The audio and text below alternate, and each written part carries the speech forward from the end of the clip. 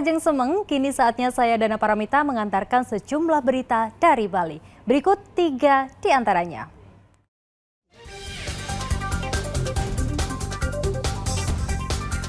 Wabah penyakit mulut dan kuku atau PMK di Karangasem semakin meluas.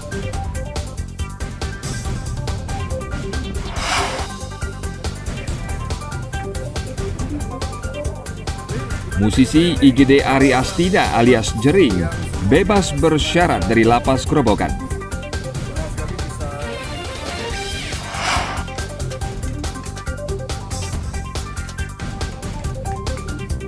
Kerajinan belong antik berbahan tanah taro diminati pasar internasional.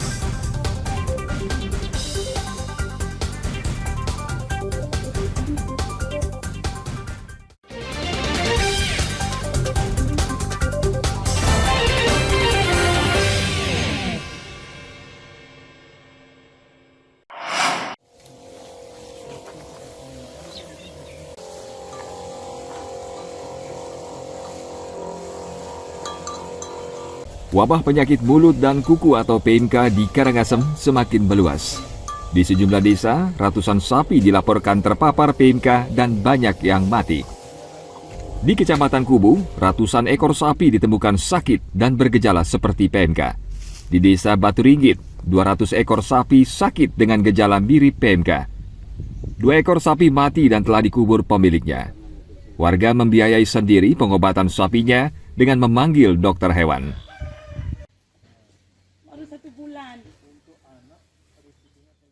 Penanganan yang laporkan ke instansi terkait diberikan disinfektan untuk penanganan pertamanya. Itu sudah dua hari kemarin, 3 hari sudah diberikan disinfektan.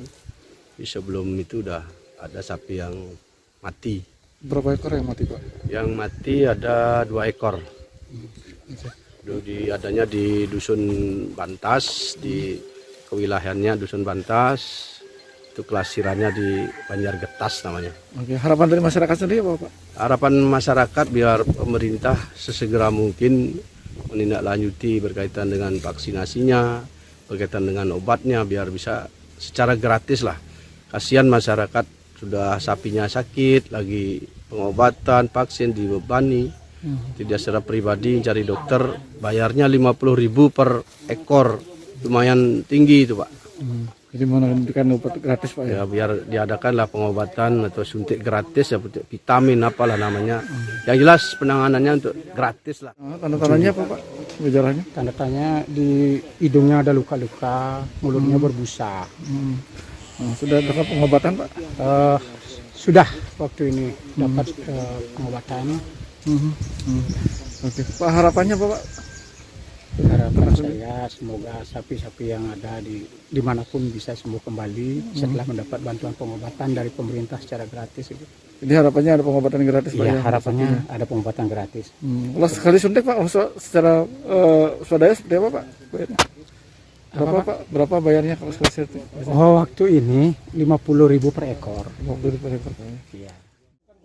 Di Kecamatan Kubu, jumlah sapi sebanyak 28.324 ekor. Hingga kini, Dinas Peternakan belum mengumumkan jumlah sapi yang terjangkit PMK. Tim Liputan melaporkan dari Karangasem.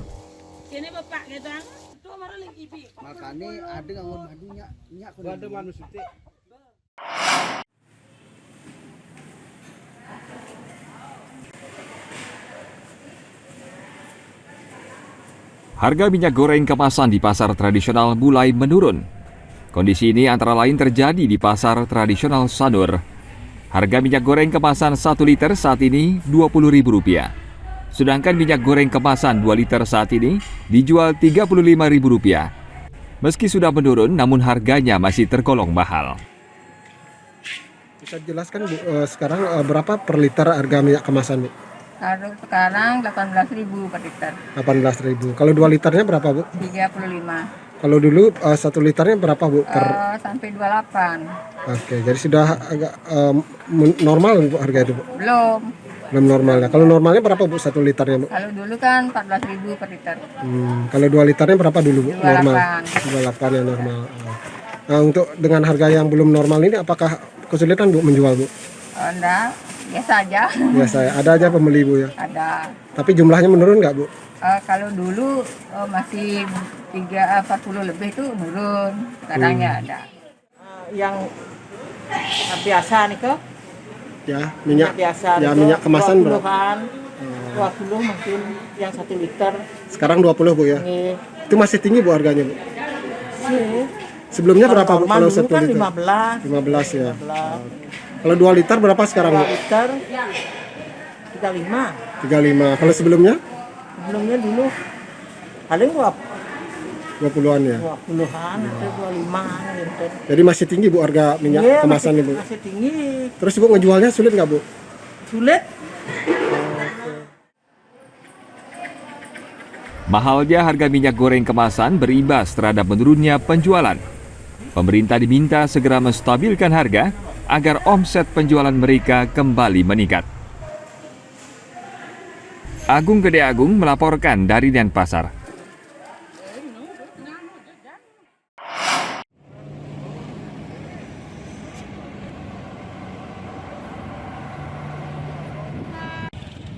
Pengamanan di Pelabuhan Gilimanuk diperketat menjelang pelaksanaan KTT G20 di Bali November mendatang.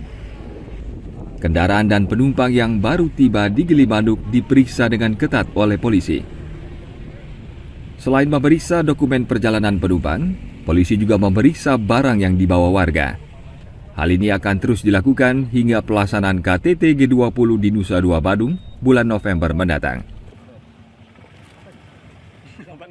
Di pintu-pintu masuk begitu juga tadi saya ingin sampaikan pengamanan tidak hanya di lokasi kegiatan tapi kita juga melibatkan pengamanan di pintu-pintu masuk ya, di Gilimanuk, di Padang Baik, terus kemudian di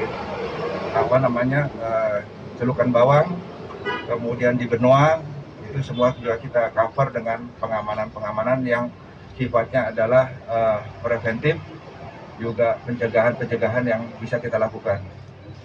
Baik itu pemeriksaan KTP ataupun kegiatan lainnya yang memang dilakukan secara temporer dan juga berlanjut.